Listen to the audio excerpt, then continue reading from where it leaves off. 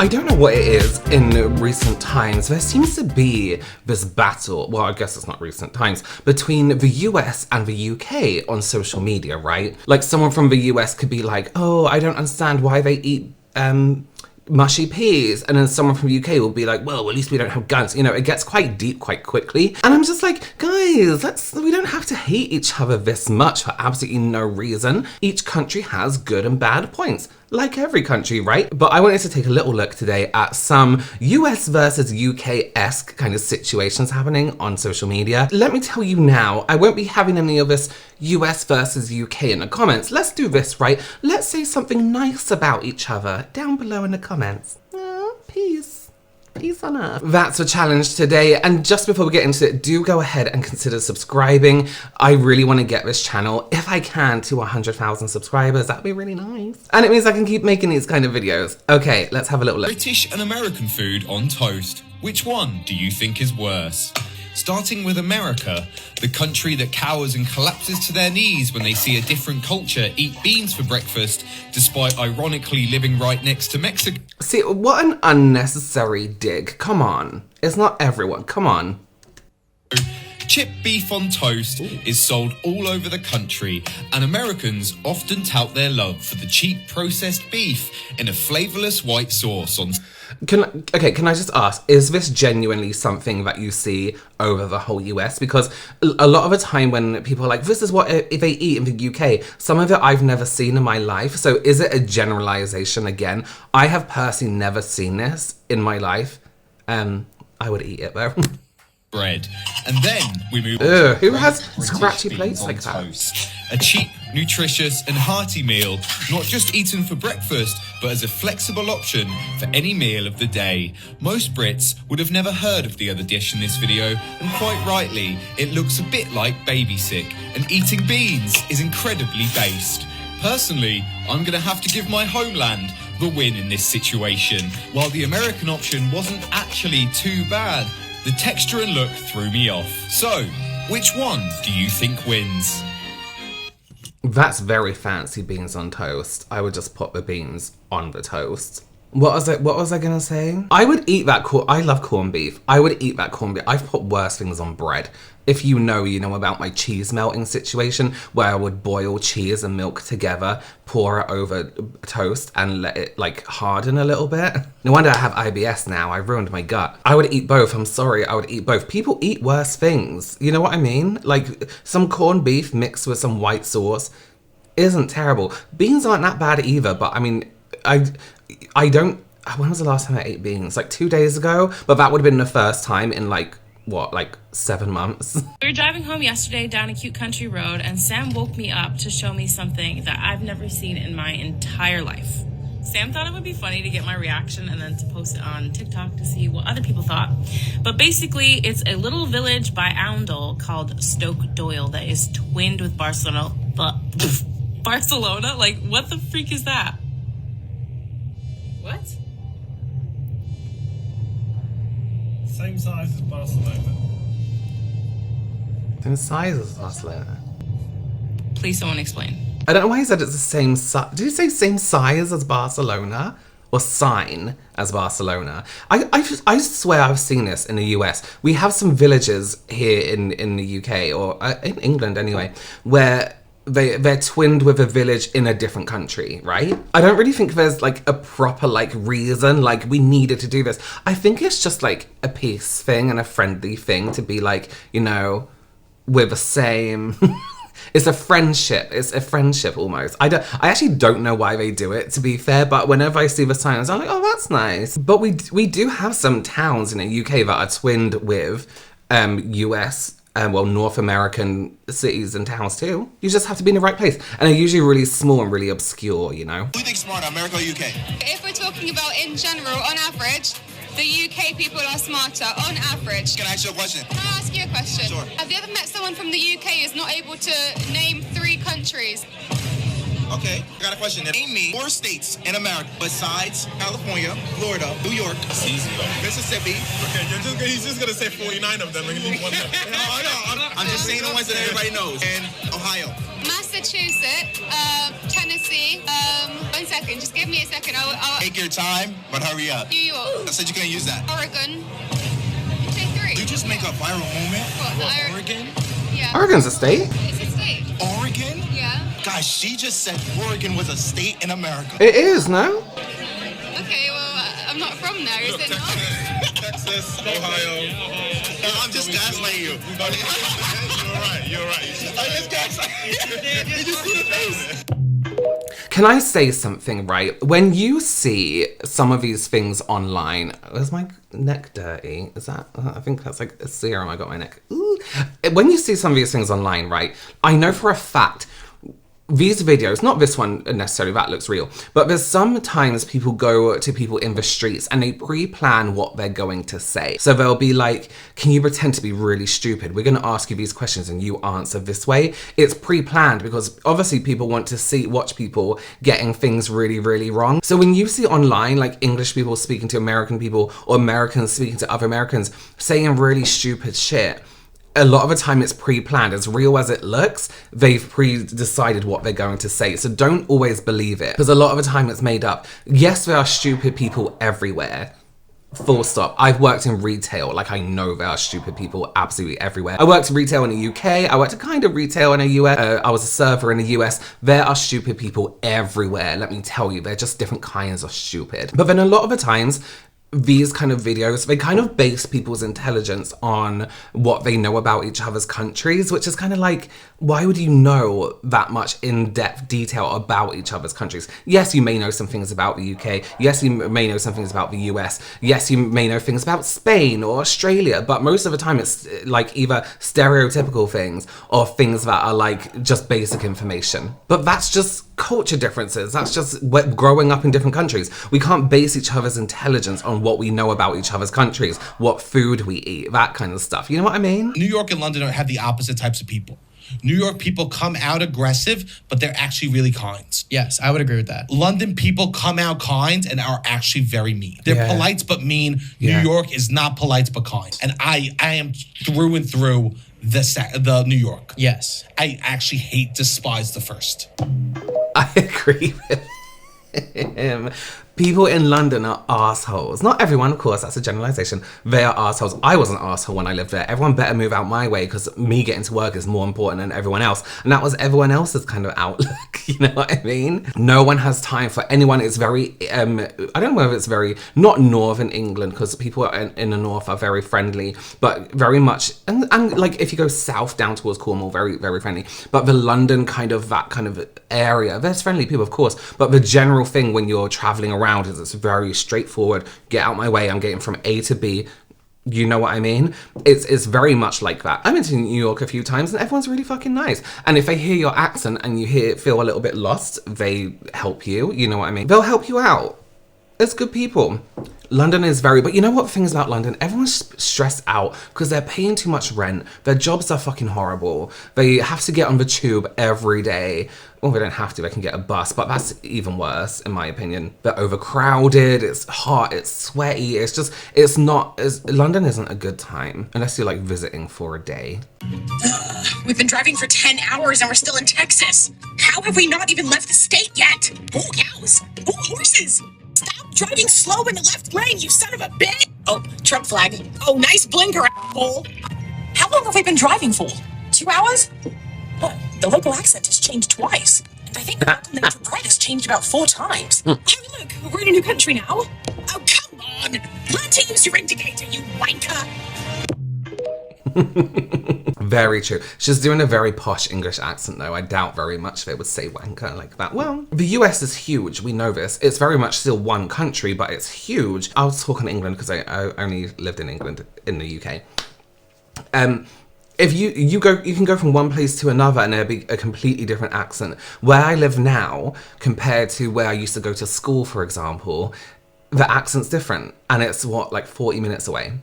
That's just how it is. Accents always like fascinate me. Like it makes me wonder, like, how come literally that way, 30 minutes that way, has a completely different accent to over here? You know what I mean? It does fascinate me. And this is when I don't like it when people in the UK say things like, they kind of judge people in the US for not leaving the US.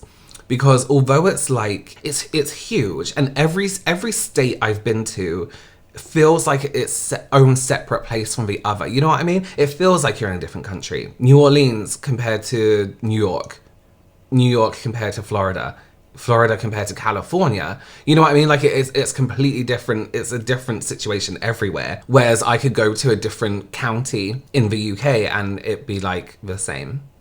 You know what I mean? But perhaps the people are nicer or ruder depending where you are. 5 ways the US is better than the UK. Here are 5 things that the US is better than the UK at. In honor of American Independence Day, I had to make this video. I spent 3 months in the UK last year, so let's go. First is the food. The stereotype is true. Food in the UK is not anywhere close to the US. I tried more than 50 restaurants there and most of them didn't hit. They'll make the argument that US food is just fattening and filled with sugar, but the fact remains that UK food sucks. Next is nature. Now, wait, okay, I might have to talk at every point individually. Listen, my UK friends, I love our food. It's a home comfort, right? And when I moved to the US for the first like few months, I was like, you know what? All I want is English bread. All I want is English bread. I didn't live near like a bakery or anything like that. Actually, I couldn't afford to shop in a bakery. It was yellow for some reason. But it was good. I adjusted to it. Not all food in the US is fattening. We have fattening food in the UK too, you know that, right? Like we have an issue here in the UK. You can eat at nice places, it's just a little bit more expensive. You can buy healthy food, it's just a little bit more expensive. It's an issue also. But what was I saying? Here's a fact I want to, from my experience, right? And I always use this as an example. When I lived in the US and I was eating all that, you know, US food for a really long time, when I came back to the UK, for the first 2 or 3 weeks, I couldn't taste our food. It had there was no taste. Not in a horrible way. It was nice when I readjusted. There was no flavor at all. Like I would put something in my mouth and it would be just texture and that's it. Like room temperature or warm or cold texture. And I was like, why am I not tasting anything? This is long before COVID, by the way. And it's because I got so used to US food that the UK food was really bland. I enjoy it. I'm not saying it's bad, but there is some truth in that. It's got solid nature, but you can't compare it to the mountains in Colorado, the water in Florida, or the beaches in California. It's not close to the same, so America beats them out there. Third is... I would agree also. I think our nature in the UK is very nice. It's very beautiful. Really lovely, and there's some incredible places if you go to the right place. Oh, actually, so I kind of disagree. So here's kind of just pointing out certain places. You can go to a national park in the US and it'd be amazing. You can go to a national park in the UK and it'd be amazing, but you have to travel to those places. You have to physically, like, there isn't just a beach everywhere you go. You know what I mean? Or there isn't just, so I kind of like, everywhere has its own, they all have their own unique properties. A lot of the places in the UK that are of like, you know, natural beauty are pretty much just a lot of field. But there are some great places. Air conditioning. I was there during the heat wave and I cannot believe how many places didn't have air conditioning. Fourth is an ice maker, getting ice at restaurants. Oh, okay. Let's cover those two then. Ice making and air conditioning. We don't have air conditioning in the UK. A lot of places don't anyway. More modern places do. Hotels more than likely do. Restaurants do. Shopping places do. It's houses. Our cars do, of course. Houses don't have air conditioning unless you have it installed. We've never had the need for it. It's never been that hot in the UK. The reason why now we are suffering off the heat is because our houses are made from brick. Houses in England are made to hold warm air because it's always cold here, right? It used to always be anyway before global warming, and now we're having heat waves in the summer where it's like 40 degrees Celsius and the humidity is like high percentage. We have horrible summers now. Now we need air conditioning, but we don't have it. So we've never really had the need for it, but now we do. So I do agree we need to have it be normal to have air conditioning in our houses now. Ice makers. You can get ice makers in the UK. We have fridges that have ice on the front. Any place there was impossible. I love ice. America, keep doing you. And that it's not you can ask for ice. I have ice in my house. You can have fridges that make ice. You can have ice makers. I don't get that one. Last is tolerance. I dealt with the most outward racism in 3 months than I did in the past 10 years in the States. Again, just stating my personal experiences. I love both countries, but happy Independence Day, America. I love you. Yeah, England is not great. Some places of England. There's a lot of places that are like, you know, fine. But same with America, same with the UK. I mean, I lived in the US as a Mexican and tanned when I had a tan. And until people heard my accent, they weren't very friendly to me in like shops and things like that. So it does happen everywhere. It's individual experience, but we do know it happens everywhere. Bottle of water. Bottle of water. Bottle of water. Yeah. Bottle of water. Bottle of water. Okay, let's talk about this bottle of water or bottle of water situation, right? So, yes, people in England say bottle of water, but it's not like bottle of water like if the Americans do it. It flows a little bit more, but not everyone does that. That's not considered very well spoken, right? Bottle of water, when you pronounce your T's, is well spoken. When there's a T or a double T, it's dropped from a word, right? Not all the time, just in certain parts of England, or certain, what's it called? Like an extremely posh person wouldn't say bottle of water. It would be like very like, it's not very Queen's English, King's English, whoever. You know what I mean? Like it's not, yeah. So you drop the T. Not when it's TH though, not like brother or something like that. I heard someone do an English accent and they said brother, and I was like, no one says that. THs that's a different thing. We'll get onto that also. But it's dropped, but it's over. Oh my god, how do you... So, okay, so I don't know if you can hear the difference between the second person who is from Yorkshire and then the third person who's from Manchester. They both say bottle of water, but it's different to the south of England where they would say more bottle of water. Whereas Hampshire, which is where I'm from, you would say bottle of water. But a lot of the time, it's also just lazy to say bottle of water. And it's called a glottal stop, which is that, like that... bottle, that the skip is called a glottal stop, so it's an actual thing in English language. However, not everyone does it, but I do think it's a majority of people, majority, you see, that's another word, of people that do it more than people who don't. Yeah. And sometimes in my accent it changes also, but I also want to mention F-fronting. This was brought up in one of my comments once, where somebody says I wasn't very well spoken because I pronounced THs as F's and V's. So this is called F-fronting, which happens up north. It happens in the south as well. Why I keep saying up north and south is because the accents are quite different. But it's when you say like brother instead of brother, you know what I mean? Then, there, they, through, like that. It's pronounced with V's and F's, which is, it's not like a speech impediment. Like you can very much change to the TH sound, but it's just the accent. It's just what happens sometimes. So bottle of water does exist, but it's pronounced differently in different areas, just like in all the different accents. And if you're in school or, you know, something like that, maybe your teacher will tell you off for dropping your T's. I'm not sure if you guys have noticed, but the Big Ben clock tower is extremely outdated. For example, what are these? Hieroglyphics? What's the point of a clock if no one can actually read it? Let's just scrap the whole thing and replace it with something sleek and modern so people can actually tell the time. Also, the bell. Come on, we can do better. I propose a new sound that will occur once every 3 minutes. Obama! Let me know what you guys think. I don't know what they just said. Big Ben isn't the tower, Big Ben is the bell. The bell and the tower is Big Ben. So when you're referring it to Big Ben, you're talking about the bell. The tower itself is called the Elizabeth Tower. So you're actually looking, the outside is the Elizabeth Tower, within that is Big Ben, which is the bell. So we do, of course, everyone refers to it as Big Ben, but he referred to it as Big Ben Tower, Big Ben Clock Tower. It's the Elizabeth Tower. Big Ben is the bell, and then he refers to the bell as the Big Bell. That's factually incorrect. Although I didn't mind his design, I thought that was cute. I like a digital clock, to be honest with you. Yeah, if it happens, it happens. Okay, let me know your opinions down below. Let's keep it friendly, keep it civil. Remember, what do you like about someone else's country? Anything. Let me know down below. Go ahead and subscribe for more videos like this, and I will see you next time. Bye.